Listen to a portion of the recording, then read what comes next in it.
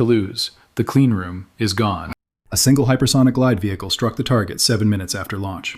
Stay with me because what just happened here, what it means for every satellite in orbit, and what it says about the new mathematics of war is the story that requires telling. This facility was a sanctuary, protected by thousands of kilometers of Allied territory. The assumption of geographic safety allowed for hyper-concentration of critical infrastructure.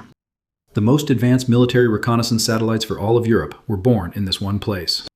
An entire military doctrine of precision and global reach was built on the assets produced here.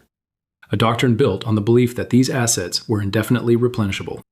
Let's talk about the weapon that just broke that assumption. Not a ballistic missile, not a cruise missile, a new class of capability. It travels at Mach 20, over 24,000 kilometers per hour. Its trajectory is non-ballistic, capable of radical maneuvers inside the atmosphere. This makes interception by THAAD or Aegis a mathematical impossibility.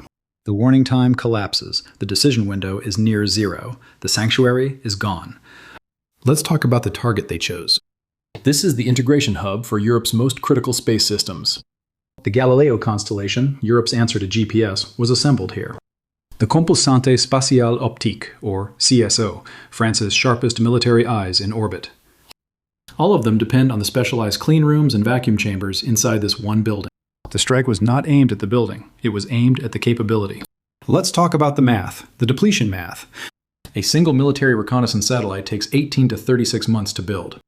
Rebuilding the specialized facility required to construct it will take 3 to 5 years. The math does not work. The replenishment rate for strategic assets just dropped to zero. The entire Western satellite constellation is now a finite resource. Every satellite is on a countdown clock. Every loss is permanent. This is not a single event. It is the trigger for a systemic cascade. The first cascade is industrial to military. With replenishment at zero, military planners must now ration satellite usage. Do you risk your last eyes to see the next battle? An adversary can now calculate the exact number of ASATs needed to achieve permanent space superiority. They can blind NATO forever. The second cascade is military to economic. The loss of the Galileo production line voids all future service guarantees. Global logistics, financial transactions, precision agriculture, all built on redundant navigation systems. That redundancy is now gone. Systemic risk just repriced.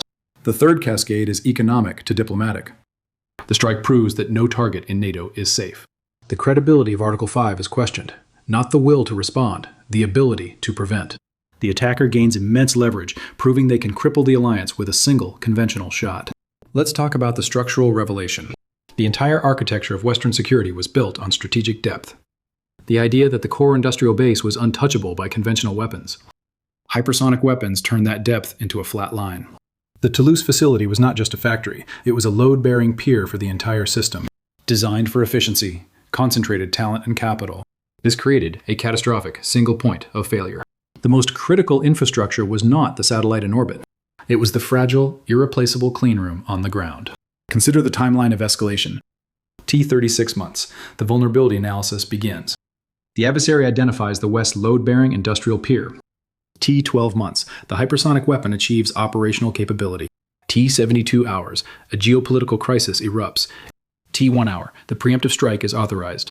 The goal is not to win the coming battle. It is to cripple the ability to fight the entire war. T0. The launch is executed. T+7 minutes. Impact.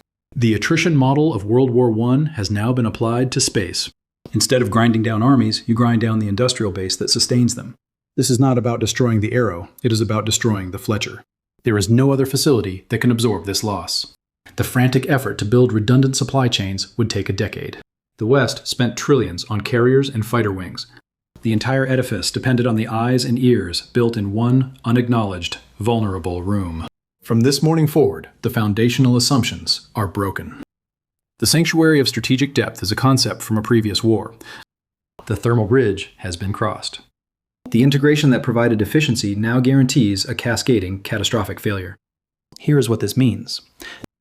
It means the new front line is not a border, it is the critical component supply chain. It means every satellite in orbit is now a strategic reserve asset on a countdown clock with no replacement. And it means the fundamental math of Western military power has been permanently broken by a single conventional shot. The age of attrition warfare has returned. Not for soldiers, for systems. The system that kept them in orbit worked. The system that was supposed to replace them did not. The wreckage is real. What destroyed it is the new math. Toulouse, the replenishment rate is 0.